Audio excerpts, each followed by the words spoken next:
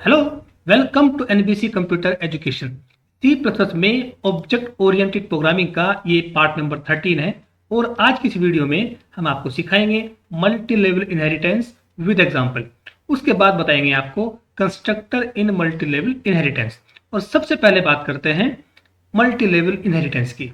In this inheritance ए सब class contains further another सब class. इसका मीनिंग ये है कि अगर कोई क्लास है और एक उसकी ये सब क्लास हो गई और इस सब क्लास की फर्दर और भी सब क्लासेस अगर हैं तो उसे कहते हैं मल्टी लेवल इनहेरिटेंस। इसका मीनिंग ये हुआ कि ए क्लास की प्रॉपर्टी आगे बी क्लास में और बी की प्रॉपर्टी आगे सी क्लास में। तो हम ये कह सकते हैं कि सी क्लास के अंदर ए और बी दोनों क्लास की प्रॉपर्टी इनहेरिट हो गई। इसे बोलते हैं ट्रांजिटिविटी। अगर बात करें इसके सिंटेक्स की तो ये है इसका सिंटेक्स। सबसे पहले हम बनाएंगे क्लास ए, उसके बाद बनाएंगे क्लास बी और यहां लिखा हमने पब्लिक ए। इसका मीनिंग यह है कि क्लास बी सब क्लास बन गई क्लास ए की। हम यहाँ पब्लिक की जगह प्राइवेट भी यूज कर सकते हैं, प्रोटेक्टेड भी यूज कर सकते हैं, ये आगे बताएंगे आपको आने वाली वीडियोस में। और उसके बाद जब बनेगी क्लास सी तो हम इनहेरिट करेंगे क्लास बी को। तो क्लास सी के अंदर हम क्लास बी की प्रॉपर्टी भी यूज कर सकते हैं और क्लास ए की प्रॉपर्टी भी यूज कर सकते हैं। लेकिन अगर आपने कोई भी मेंबर क्लास ए में या क्लास बी में प्राइवेट डिफाइन कर दिया तो फिर वो आगे इनहेरिट नहीं होता। और ये है इसका एग्जाम्पल, बहुत अच्छा एग्जाम्पल है। इसमें देखिए कंपनी नाम के हम एक क्लास बनाएंगे और उसके अंदर एम्प्लॉय नंबर, नेम और सैलरी ये तीन वेरिएबल हैं और इनपुट डाटा नाम के फंक्शन में हम इन तीनों वैल्यूज को इनपुट करेंगे, राइट। उसके बाद बनेगी क्लास अलाउंस के नाम से और कंपनी क्लास को हम इसमें इनहेरिट करेंगे। HRA 10% कैलकुलेट करना है और DA 5% कैलकुलेट करना है सैलरी का। इस फंक्शन की तो लिखा हुआ है कि to calculate and print HRA and DA of salary. तो सैलरी को हमें इनहेरिट करना पड़ेगा इस क्लास में HRA DA को कैलकुलेट करने के लिए। तो सैलरी वेरिएबल को हम डिफाइन करेंगे प्रोटेक्टेड में और एम्प्लॉय नंबर और एम्प्लॉय नेम की हमें इस क्लास में कोई नीड नहीं है और ना ही इस क्लास में है। तो इन दोनों वेरिएबल को हम डिफाइन करेंगे एज ए प्राइवेट। और इनपुट डाटा नाम का जो फंक्शन है, अगर आपको इस फंक्शन को कॉल करना है इस क्लास के अंदर तो इसको भी हम रखेंगे प्रोटेक्टेड में। अगर आपको इसे कॉल करना है मेन फंक्शन से तो फिर आप इसको रखेंगे पब्लिक में। उसके बाद देखिए इस क्लास को भी हम इनहेरिट करेंगे एम्प्लॉय नाम की क्लास में और इस क्लास के अंदर हमें ग्रॉस सैलरी कैलकुलेट करनी है और इसका फॉर्मूला यह है gross salary is equal to salary plus HRA plus DA। तो इस क्लास में हमें सैलरी को भी यूज करना है और HRA DA को भी यूज करना है और डिस्प्ले फंक्शन के थ्रू इस काम को करेंगे और उसको फिर प्रिंट करेंगे। HRA DA सैलरी जो भी है उसको हम यहाँ पे डिस्प्ले करेंगे। अब चलते हैं IDE में। ये आ गया हम IDE में और यहाँ पे सबसे पहले हम क्लास बनाएंगे कंपनी। तो मैंने यहाँ पे टाइप किया क्लास कंपनी, ये देखिए। और उसके बाद मैंने यहाँ पे प्राइवेट में रख लिया इंटीजर में एम्प्लॉय नंबर, ये प्राइवेट में आ गया। और नेम को रखेंगे हम स्ट्रिंग में, तो मैंने टाइप किया यहाँ पे स्ट्रिंग नेम। उसके बाद लेंगे हम सैलरी को और इसको रखेंगे प्रोटेक्टेड में, तो ये प्रोटेक्टेड। और उसके बाद यहाँ पे टाइप करेंगे सैलरी। तो ये हो गया हमारे वेरिएबल। उसके बाद हम पब्लिक में ले लेंगे फंक्शन को और फंक्शन नाम है void input underscore data, input data के नाम से। और यहाँ पे इस फंक्शन के अंदर इन सभी वैल्यूज को हम इनपुट करा लेते हैं। Enter the employee number comma name and salary, ये मैंने यहाँ पे इसको इनपुट करा लिया। CIN यहाँ पे आएगा वेरिएबल का नाम एम्प्लॉय नंबर, उसके बाद नेम और उसके बाद सैलरी। ये हमारे एक क्लास कंप्लीट हो चुकी है। और अब यहाँ पे हम बनाएंगे सेकेंड क्लास अलाउंस के नाम से और कंपनी वाली क्लास को इसमें इनहेरिट करेंगे। तो हम यहाँ टाइप करेंगे क्लास अलाउंस और उसके बाद यहाँ पे पब्लिक और कंपनी नाम देंगे इसको इनहेरिट करने के लिए। तो कंपनी क्लास सुपर क्लास हो गई और अलाउंस बनेगी हमारी सब क्लास। और ये देखिए हमने इसमें प्रोटेक्टेड में रखा सैलरी को, तो इसको हम यहाँ पे यूज कर सकते हैं। एम्प्लॉय नंबर और नेम को यहाँ पे यूज नहीं कर सकते। और अब बनाएंगे इसमें HRA और DA वेरिएबल और इनको भी आगे हमें यूज करना है ग्रोस सैलरी कैलकुलेट करने के लिए, इसलिए इनको भी हम रखेंगे प्रोटेक्टेड में। तो ये प्रोटेक्ट लिया और यहाँ पे इंटीजर में लेते इसको HRA कोमा DA। और उसके बाद फंक्शन को तो पब्लिक में रखते हैं क्योंकि हमें इसे मेन से कॉल करना है। और अब यहाँ पे करेंगे void कैलकुलेशन, ये मैंने ये फंक्शन जो हमारा कैलकुलेशन इसको भी हम डिफाइन कर लेते हैं। और यहाँ पे हम कैलकुलेट करेंगे HRA is equal to salary का 10%, ये मैंने इस तरीके से 10% कैलकुलेट किया। इसी तरीके से DA कैलकुलेट करेंगे सैलरी का 5%, ये मैंने सैलरी का 5% इसको भी कैलकुलेट किया। और इन दोनों को प्रिंट कर लेता हूँ। HRA इज इक्वल टू, ये मैंने HRA को प्रिंट किया एंड लाइन, उसके बाद ऐसे ही हम डी ए को प्रिंट करेंगे, डी इज इक्वल टू, और ये डी ए को भी मैंने प्रिंट कर दिया और ये क्लास भी हमारी कंप्लीट हो गई है।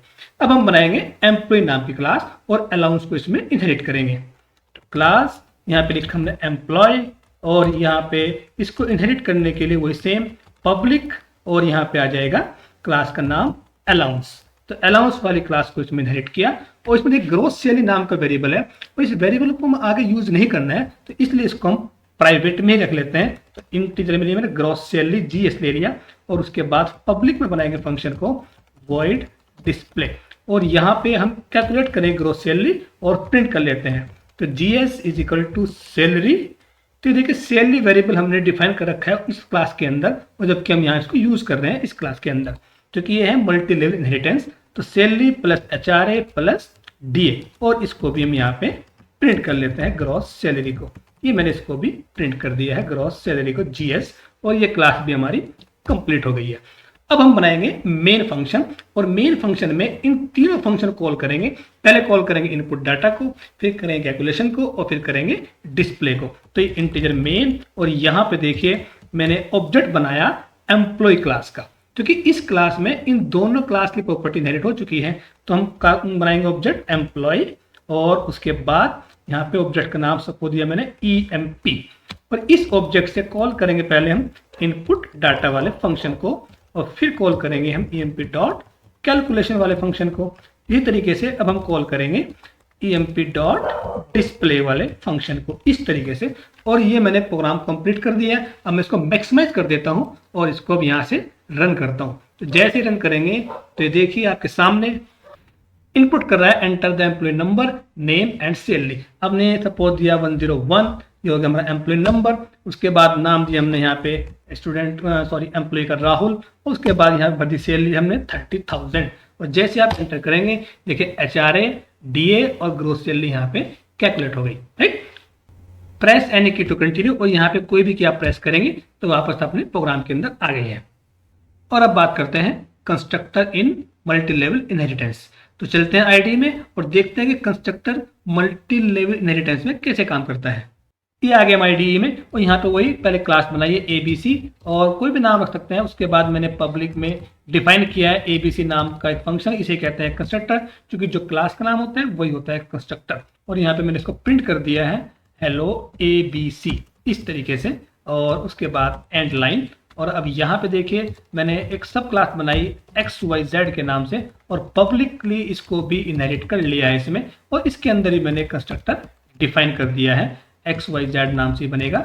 और यहाँ पे मैंने एक स्टेटमेंट डाल दिया है हेलो XYZ। उसके बाद अब मैं यहाँ पे देखिए क्लास पूरी कर देता हूँ, और उसके बाद अब दूसरी क्लास बनेगी, सपोज मैंने बनाई PQR, और इसमें इनहेरिट करेंगे किसको, XYZ को इनहेरिट किया है। तो अब यहाँ पे भी मैंने एक कंस्ट्रक्टर बना दिया है PQR, ये देखिए, और यहाँ पे मैंने टाइप कर दिया है हेलो PQR, और इसको भी एंड लाइन से बंद किया। तो अब यहाँ क्लास बंद करने के बाद अब मैं आ जाता हूँ मेन फंक्शन में, और मेन फंक्शन आपको पता ही है कि ऑब्जेक्ट बनता है हमेशा लास्ट वाली क्लास का, इट मीन्स सब क्लास का।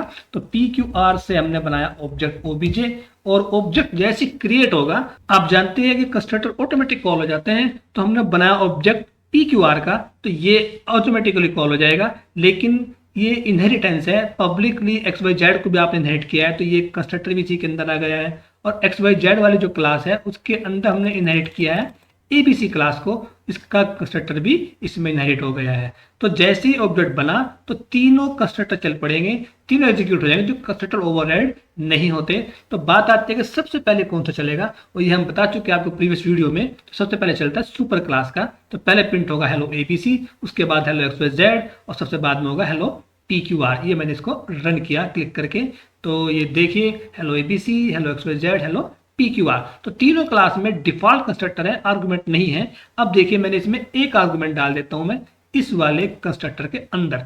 ये मैंने यहाँ पे एक आर्गुमेंट डाल दिया A, और यहाँ पे इसको प्रिंट कर देता हूँ A को, ये मैंने प्रिंट कर दिया है। अब मैं अगर रन करता हूँ तो ये डेफिनेटली एरर देगा, ये कहेगा इसके अंदर आर्गुमेंट तो है ही नहीं। तो ये देखिए मैंने कंपाइल किया, ये देखिए ये एरर शो कर रहा है कि आपने ABC जो कंस्ट्रक्टर है उसमें जो आर्गुमेंट है वो आपने यहाँ पे पास नहीं किए। तो आपको इस कंस्ट्रक्टर कॉल करने के लिए यहाँ पे आपको टाइप करना पड़ेगा इस तरीके से ABC और यहाँ पे कोई भी वैल्यू डाल दो, सपोज 10 डाल दिया मैंने। अब इसे रन करेंगे तो ये प्रिंट करेगा सबसे पहले हेलो ABC, हेलो XYZ10 और हेलो PQR। तो ये थी आज की वीडियो। अगर आपको लग रहा है कुछ सीखने को मिल रहा है तो आपसे मेरी वही रिक्वेस्ट है, मेरे चैनल को सब्सक्राइब करें और बेल आइकन जरूर प्रेस करें। Thank you for watching.